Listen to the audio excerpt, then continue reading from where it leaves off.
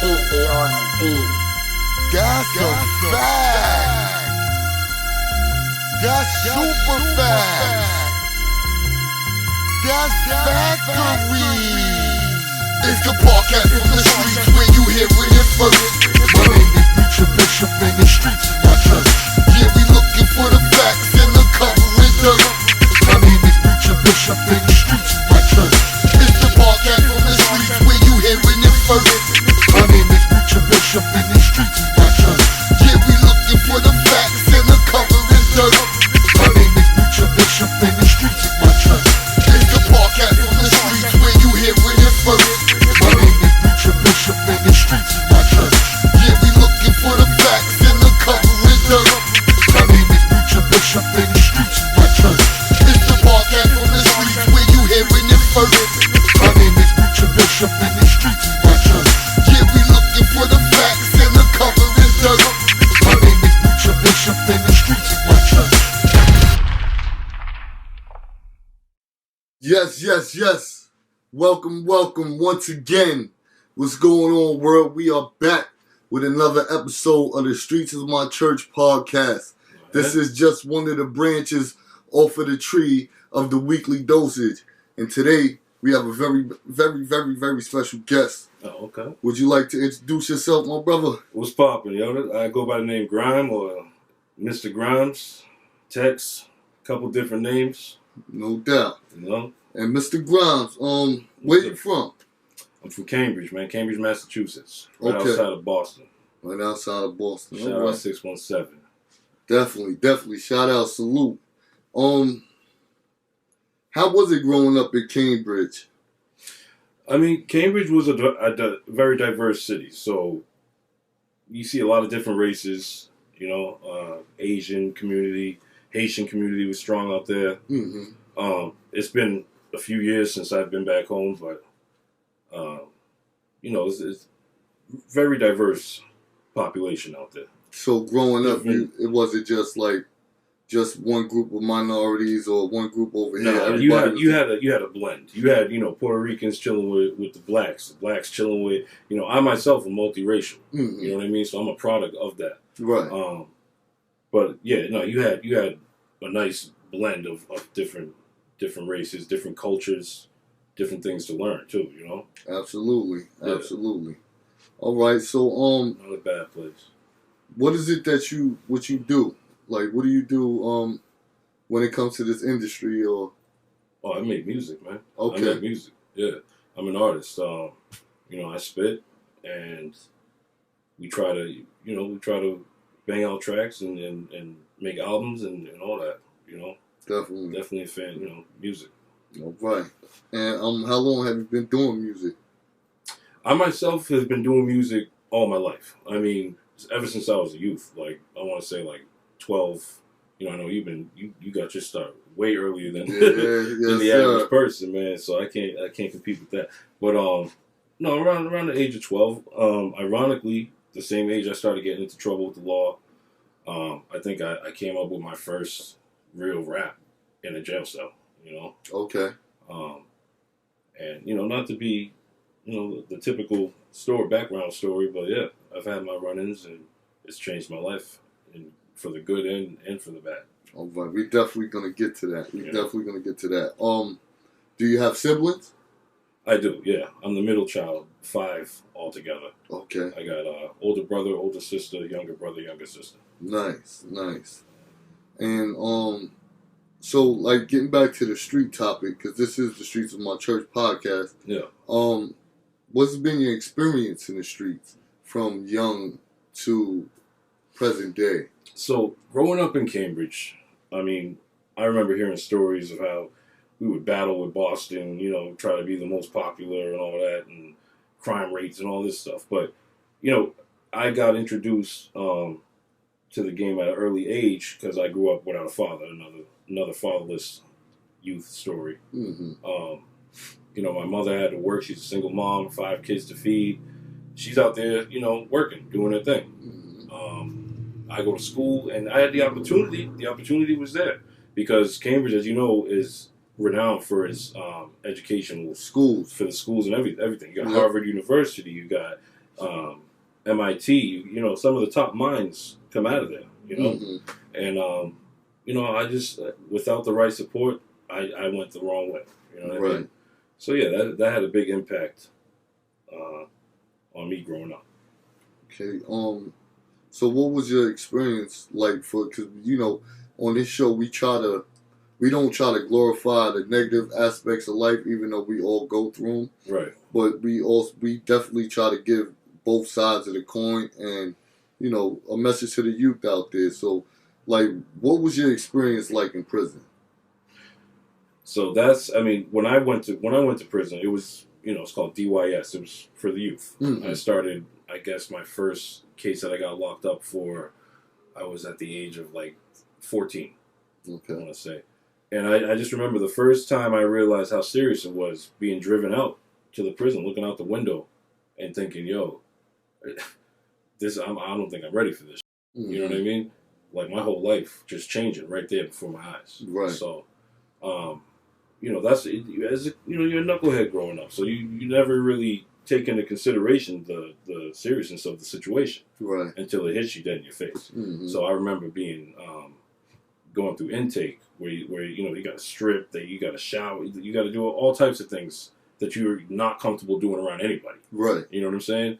Right then and there, I knew, damn, they got me. You know.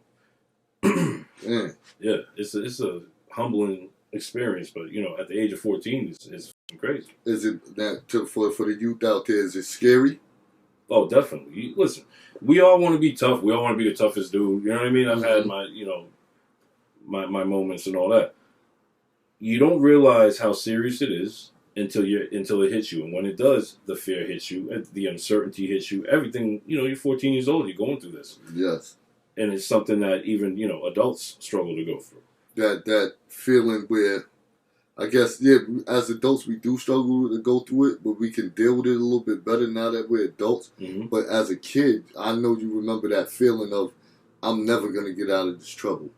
Is that right? There's definitely a feeling of hopelessness. And it's not, you know, you don't realize what you have, the potential you have when you're a kid, you know? Right. So there's that sense of hopelessness and then acceptance. And then saying, you know what, I'm just, you know, this is what I'm meant to be. And then you embrace it. Right. And then, you know, and that's what happened. It can twist you, you know, so you don't learn from it right away. And then you just keep spiraling. So when I was in and out of the system.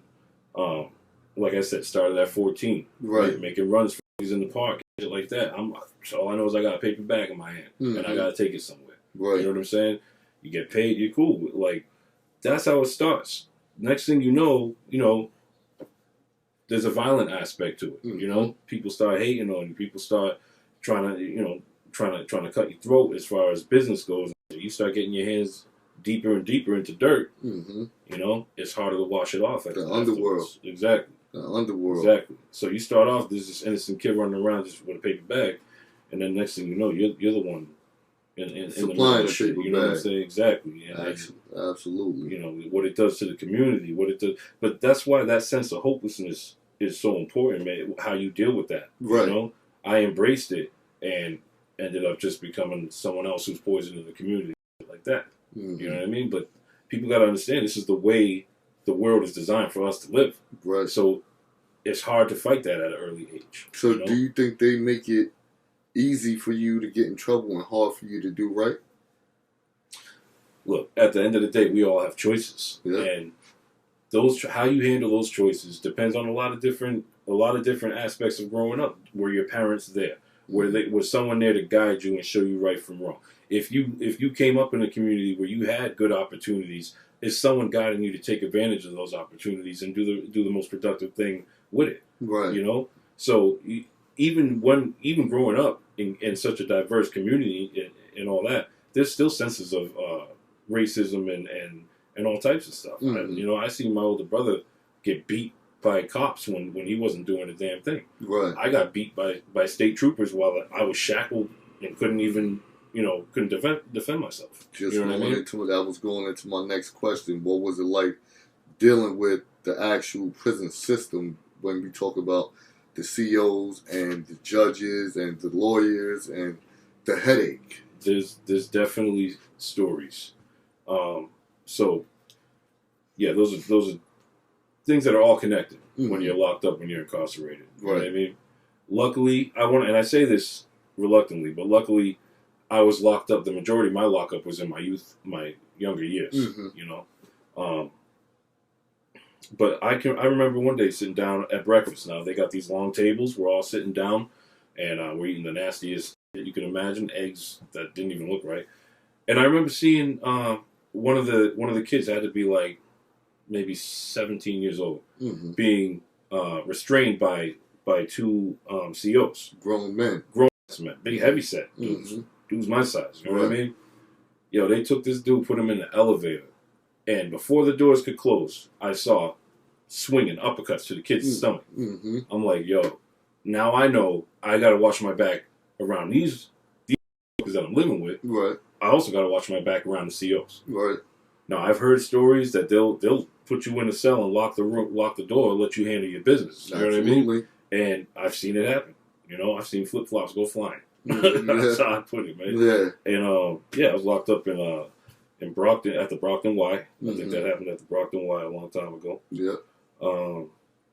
And you know, that's a secure facility, so that's meant to be like prison, and they don't give a fuck if you like it or not. If you're a kid or not, you're gonna learn how prison goes, and yet like there's another choice. You're either gonna embrace it, or you're gonna reject it, or you're gonna learn from it. I mean, how do you handle these situations? You know, then you got court dates getting pushed back. You know, you got the political side, or not political, the whatever side to it. Court-appointed attorneys working with the people, with the prosecutors. Exactly. And to them, you're just another number. You're just another number that needs to get processed. Whether your cases are significant enough to keep you or not, whatever. It all comes down to the politics of it, and you are clueless the whole time. You know what I mean? Dealing with the headache and the hurdle of the system, what would you say to the youth to try to avoid that? To try to avoid the headache and all that of the system. Yo, listen, I mean, it's got to be education first, obviously. You know, using the tools that you have at your disposal, to avoid having to be left with no options. You know, that's what happens. I mean, we're all kind of left with no options, and at least that's the way we see it. Especially when you're giving up. You know. All right. So what projects do you have out already? So I got a couple of different tracks. I know I'm featured on Streets of My Church, right? Volume 1 through 3 on Dat Piff. You can find that. That's right. Also, Atlas. We got a video. Yeah, Atlas. That's a video we shot locally. Yeah, that was a good song. Check that on Vivo or YouTube, all digital platforms. That's out. All right. So, what projects do you have dropping? So I mean, right now I'm in the studio. You know, I'm in my early stages. I'm trying to put together an album. You know, I got some good songs, a couple features, and that's gonna be the first thing. I don't even have a title for my debut album. Okay. You know what I mean? Yeah. But definitely stuff in the works. Yeah. He's coming. All right. Yeah. Sounds good. Do you want to tell the people how we know each other? Yeah, we go way back. Yeah. This is my brother from another one. Facts. We met through a mutual friend, Buddha Black. Shout out. You know what I'm saying? Salute. It's popping. Yeah, man. Come on, we've been riding since day one. Absolutely. About 21 years deep, older than some of you young punks out there. That's right. You see the bid. Absolutely. So when your music does drop, what label and where could they find you? That's Rich and Loyal. All right. All right. That's my label I rock with. I mean, that's to the death right there. And what's the other question? So where will they be able to find your music? Well, I mean, like I said, I haven't really established platforms yet, but I mean, as of right now, we're working with Vivo. All of them.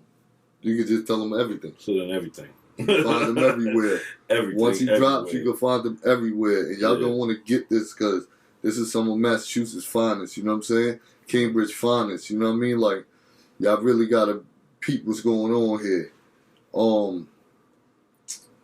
So, in conclusion, what do you think about the times that we're living in now? The times we're living in now are very, I'm going to say uncertain, because we're talking current right now. We're talking the coronavirus. Let's be real. Mm-hmm. It's a very scary thing. Mm-hmm. You know, I'm a parent, like I said, so, you know, every day my kids are home, mm-hmm. and every day they're asking when they're going to be able to go back, how long is it going to be like this. I got to watch what I tell them because, you know, I believe in honesty and all that. Right. You know? So, at the same time, I don't want to scare them. Mm-hmm. You know, I don't want to, you know, feed into all that. So, at the end of the day, we're living in uncertain times, you know, and it's affecting everybody right now. So, you know, you got to act, if you are outside, you better act like you have the virus and stay away from people, or act like they got the virus and you don't want to catch it. You know what I mean? That's just how it is. Now, I know I'm basically quarantining myself. I only leave to go to the store and the studio. Right. You know what I'm saying? And the studio is right here, and I know he ain't jeopardizing nothing. You know, we trying to keep it safe here, man. That's keep the families and the babies safe. So, I want to thank you, man, for you know, sharing your story with us and sharing it with the youth and the brothers that are out there. You know, it's a little bit of a shorter episode, but you know, we really appreciate the reality of what's going on out here. And you know, a lot of people like to glorify the BS or what looks sweet, but we know it ain't sweet. So I just appreciate you coming through. You know what I'm saying? This is the Streets of My Church podcast. Okay. You know, this is definitely a branch off of the tree of the weekly dosage. Make sure you guys continue to tune in. You like, subscribe, share, comment, you know, dislike, whatever whatever we like to hate to. But we appreciate you guys for being a part of this congregation, all right? The Streets of My Church podcast, we out of here. Salute. Easy on the beat. That's a fact. That's super fast. That's factory. It's the podcast from the streets where you hearing it first. My name is Precher Bishop and the streets is my church. Yeah, we looking for the facts and the covering dirt. My name is Precher Bishop and the streets is my church. It's the podcast from the streets where you hearing it first. My name is Precher Bishop and the streets is my church. Yeah, we looking for the facts and the covering dirt. My name is Precher Bishop and the streets is my church. It's the podcast from the streets where you hearing it first. My name is Precher Bishop and the streets is my church. Yeah, we looking for the facts and the covering dirt. My name is Precher Bishop and the streets is my church. It's the podcast from the streets where you hearing it first. My name is Precher Bishop and